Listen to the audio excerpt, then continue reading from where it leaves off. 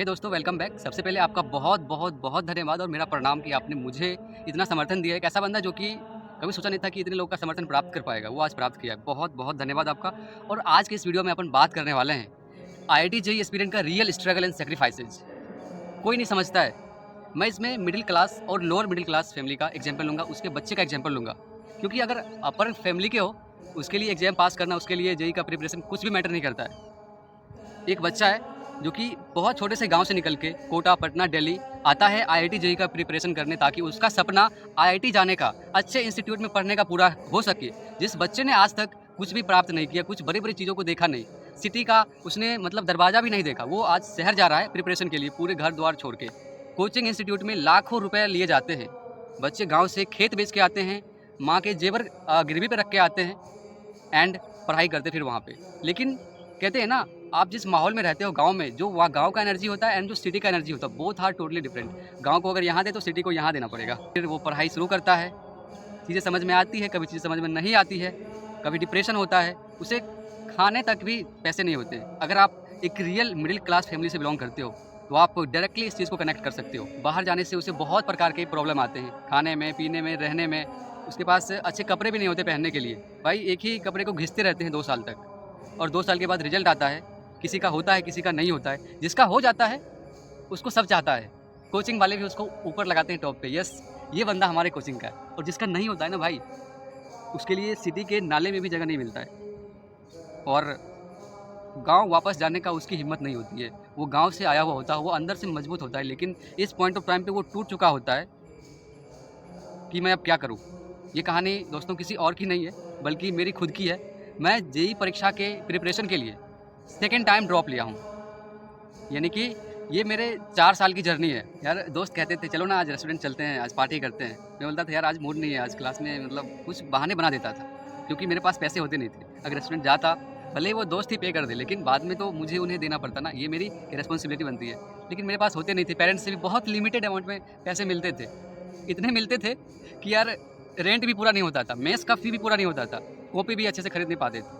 2019 में शुरू किया और 1 साल 2020 तक बहुत अच्छी रही। 11th मेरा अच्छा हो गया, शुरू में समझ में चीज़ें नहीं आती थी, लेकिन कोविड आया, फिर मेरी परफॉर्मेंस डाउन हो गई, मेरा 12th बर्बाद हो गया। मैं एग्जाम में बैठा ही नहीं due to lack of information in my village and मेरा सिलेक्शन नहीं होता है 2021 में। फर्स्ट राउंड के अंदर मेरे को 59 परसेंटाइल मिले थे। आई वाज़ फेल्ड और मुझे लग रहा था यार क्या हो गया? 11th में मैं क्या था और यहाँ पे 12th करने के बाद में क्या हो गया? फिर दिन बीतते हैं, सप्ते बीतते हैं, महीने बीतते हैं, मैं किसी प्रकार से ड्रॉप ले लेता हूँ। Alpha, beta, gamma, lambda, delta 5 institute change करने के बाद और प्रिपरेशन शुरू करता हूँ, लेकिन मन नहीं लगता है। यार सोचता हूँ दोस्त लोग चले गए कॉलेज, लेकिन तुम यार यहीं पे हो, और डिप्रेशन होती है। फिर गाँव में रहते-रहते बोरिंग भी फील होने लगता है। Then I switch my village to city and city में रहने लगते हैं। फिर 1 साल सिटी में ड्रॉप मारते, 2022 आता है और सिटी में अकेलापन बहुत फील होता है। सही से खाने के लिए भी 2 टाइम का अन्न भी नहीं प्राप्त होता है मोस्ट ऑफ टाइम इस 1 साल के अंदर। और मैं अलग-अलग प्रकार की चीज़ें करने को सोचता हूँ। मैं ये सोचता हूँ मैं यूट्यूब पे वीडियो करूँ, वहाँ से कुछ हो जाए। मैं सोचता मैं कुछ जॉब करूँ, मैं सोचता था मैं कुछ स्पोर्ट्स पर्सन बनूँ, खिलाड़ी बनूँ। प्रयास करता था, लेकिन किसी चीज़ में सफल नहीं हुआ। फिर एग्ज़ाम पास आती है और मेरे को एग्ज़ाम देने का मन ही नहीं था। लेकिन फिर भी ज़बरदस्ती फॉर्म डाल दिया, बोले क्या डाल देते हैं, क्या होगा। और एग्ज़ाम दे के आता हूँ तो मेरे बने थे 85 परसेंटाइल 2022 के फर्स्ट सेशन में। मेरा कॉन्फिडेंस अप हो गया, भाई मेरा 85 परसेंटाइल बन गया, ओहो! फिर मैंने 1 महीने अच्छे से पढ़ा, लेकिन रिज़ल्ट ख़राब हो गया, 80 परसेंटाइल बना, मेरा कॉन्फिडेंस बहुत डाउन हो गया। फिर करते क्या, अपन मिडिल क्लास से बिलॉन्ग करते हैं।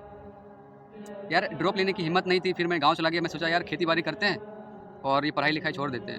85 परसेंटाइल में मुझे कॉलेज मिल जाती, लेकिन मुझे उतना मैच्योरिटी नहीं थी, तो हमने जोसा में डाला ही नहीं। लेकिन आपको इस बार हम फुल सपोर्ट करेंगे और जितना मेहनत हो सके हम करेंगे आपके साथ, चाहे मुझे रात-दिन जगना पड़े। I am ready to do, I am ready to fight for you specially guys. क्योंकि और कुछ दिन गाँव में इधर-उधर करते हैं, माँ के पास रहते हैं, फैमिली के पास रहते हैं, लेकिन कहते हैं ना, अगर किसी चीज़ को आपको शिद्दत से चाहो ना, तो उसके बिना आपको मन नहीं लगता है। सेम वैसा ही मेरे साथ हुआ और जेईई के बिना मुझे मन नहीं लग रहा था। मेरा को मन कर रहा था मैं फिज़िक्स बनाऊँ, फिज़िक्स मेरा बहुत मज़ा आता है मुझे बनाने में, मुझे पढ़ने में, तो मैं बनाने लगा था। चलो वैसे एन्जॉय के लिए बनाते हैं, लेकिन मैथमेटिक्स में उतने अच्छे हो नहीं रहे थे।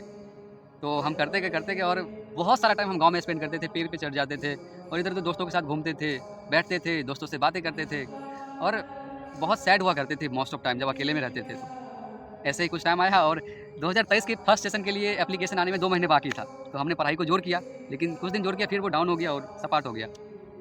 और फिर एप्लीकेशन फॉर्म आ जाता है, हम फॉर्म डाल देते हैं, जाते हैं एग्जाम देने के लिए 200 किलोमीटर दूर सिटी में। मुझे एक दिन पहले फीवर आ जाता है, हम एग्जाम में किसी प्रकार से बैठते हैं, लेकिन एग्जाम देते देते मुझे ऐसा गंदा फील होने लगता है कि इस बार भी बेटा नहीं होगा। चल तू गलती से फॉर्म भर दिया, 1000 रुपये तो फॉर्म में और 2-3 हज़ार रुपये तुम आने जाने में खर्चा कर दिया, 4-5 हज़ार रुपये खर्चा कर दिया, अब तुम्हारे पास पैसे भी नहीं, तू करेगा क्या?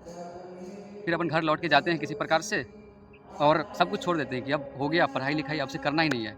सब कुछ स्मार्टफोन, बुक वगैरह जितने भी चीज़ें होती सबको हमने दूर कर दिया। और एक सप्ताह के बाद रिजल्ट आता, आई थिंक जनवरी वाले सेशन का। सारे लोग रिजल्ट चेक कर रहे थे, मैं यूट्यूब पे देख रहा था, लेकिन मेरा हिम्मत नहीं हो रहा था रिजल्ट चेक करने का, क्योंकि मुझे पता था इस बार 80 परसेंटाइल भी नहीं बनेगा। क्यों चेक करें रिजल्ट? हमने आंसर की भी मैच नहीं किया, क्योंकि मुझे ऐसा लग रहा था शायद हम जो करके आए वो अच्छा नहीं था मेरे लिए। लेकिन हम 2 दिन के बाद रिजल्ट चेक करते हैं, हम इस चैनल के ऊपर हम लाइव रिजल्ट चेक किए थे, आप देख भी सकते हो। यार आई वॉज शॉक्ड, मेरा 95 परसेंटाइल बन गया। फिर मैं जाता हूँ आंसर की मिलाने, तो यार हमने जो मार्क करके आया था, हमने जो एफर्ट डाल के आया था, वो ऑलमोस्ट 90% एक्यूरेसी के साथ करके आया था। आई मीन 120-125 मार्क्स मेरे को फर्स्ट सेशन में बने थे और मेरे को 95 परसेंटाइल मिला था। यार उस दिन मेरे से ज़्यादा खुश, मेरे फैमिली से ज़्यादा खुश कोई नहीं था, आई लिटरली टेलिंग यू। और मुझे एक अंदर से कॉन्फिडेंस मिला कि यार किसी चीज़ को छोड़ देते हैं, किसी चीज़ को सच में बहुत शिद्दत से चाहते हैं ना, तो बहुत दूर रह के भी वो बहुत पास आ जाता है। अगर मैं फेल हो जाता तो आज मुझे कोई पूछने वाला नहीं होता, लिटरली। और मेरे जैसे लाखों बच्चे हैं, 10 लाख बच्चे एग्जाम देते हैं, 50,000 का सही जगह पे होता है, बाकी 9,50,000 बच्चे का क्या, कोई नहीं पूछने वाला, कोई नहीं जानने वाला, कोई नहीं देखने वाला। लेकिन रियल हीरो, रियल फाइटर ये 9,50,000 बच्चे होते हैं। और इन 9,50,000 बच्चे को एक स्टेज, एक मंच प्रदान करने के लिए आपका भाई आज से ठीक ठीक वो बोल दिया ना एक पक्षी, आज से और अभी से जितना स्ट्रगल, सेक्रीफाइसेस, मेहनत करना पड़े उतना करेंगे, क्योंकि अपन गांव से बिलोंग करते हैं और बहुत कुछ, मतलब बहुत कुछ झेल चुके हैं। आई कैन रियली अंडरस्टैंड आपकी क्या स्थिति होगी कोटा में, पटना में, जहाँ भी किसी बंद कमरे के अंदर आप इस वीडियो को देख रहे होगे। एक दिन मैं भी इसी प्रकार से बंद था, लेकिन आपको कुछ ही दिन के लिए उसमें बंद रहना है, बाकी तो आपको आसमां को चूमना है। दिल से मैं आप सभी लोगों का शुक्रगुजार हूँ जिसने मुझे इतना समर्थन, इतना सपोर्ट प्रोवाइड किया और मेरे ऊपर ट्रस्ट रखा, मेरे ऊपर विश्वास बनाए रखा। और इस विश्वास को हम कभी कम नहीं होने देंगे, भले ही कुछ भी हो जाए।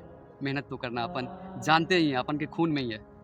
धन्यवाद दोस्तों, आपका इस वीडियो को देखने के लिए बहुत बहुत धन्यवाद। हम अगले वीडियो में मिलते हैं बहुत ही जल्द, आपके लिए बहुत बेनिफिशियल इन्फॉर्मेशन, बहुत बेनिफिशियल क्या बोलते हैं उसको, शेड्यूल के साथ। धन्यवाद आपका, thank you very much for watching this video. Please subscribe this channel and like this video for further updates.